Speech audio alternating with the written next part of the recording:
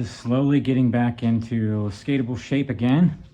Been moving some furniture around today. Finally got the bridge taken care of, so hopefully no more washouts. It's got about 5 yards of concrete reinforced on it now, so hopefully the bridge will stay for the long term now. But as you can see, I have access to my mini ramp again and my bowl, sort of. I mean, I still have some stuff that we're kind of sorting out and trying to figure out where we can get it go and find a new home for some of it.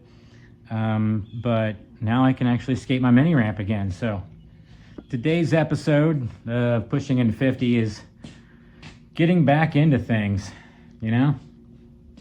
So here's to the ramp and the bowl and success today.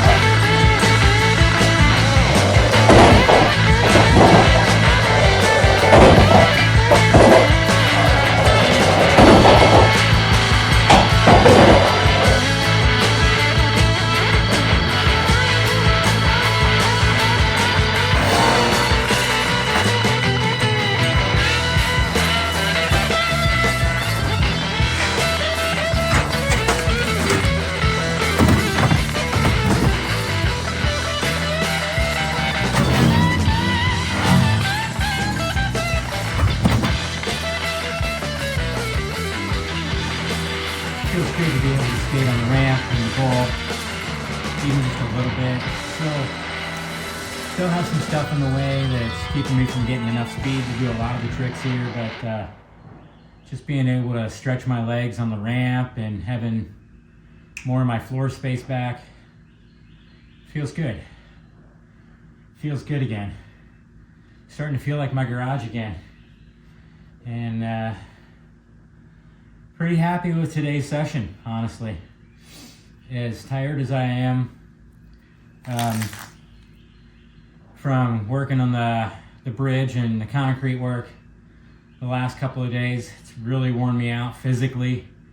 So just the fact that I got a couple of kick flips and pressure flip and heel flips were looking like crap today, but you know, my legs are screwed right now.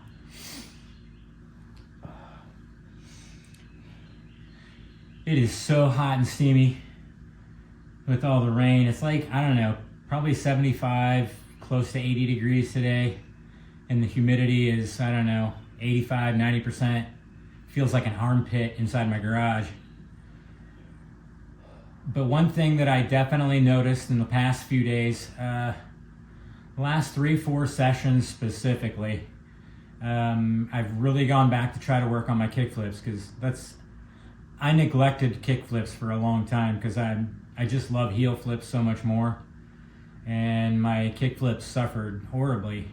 And now that I've gotten back to doing them again, somewhat consistently, the one thing that I noticed that I was doing that was a big problem for me was I was flicking down and away instead of straight down. And when I was doing that, I wasn't getting a full pop all the time. So I always tell myself, pop the tail, do the trick. And now that I think I've figured out my problem with my flip tricks, I just got to focus on smacking that tail straight down. And for everybody that's new, thanks for joining today. I hope whatever content you find of mine, you find it at least interesting. To see an old guy like me, almost 50 years old, still pushing on a skateboard. I fall a lot, it hurts, but I don't let that deter me. Skateboarding for me is like therapy, and when I don't do it, I don't feel good.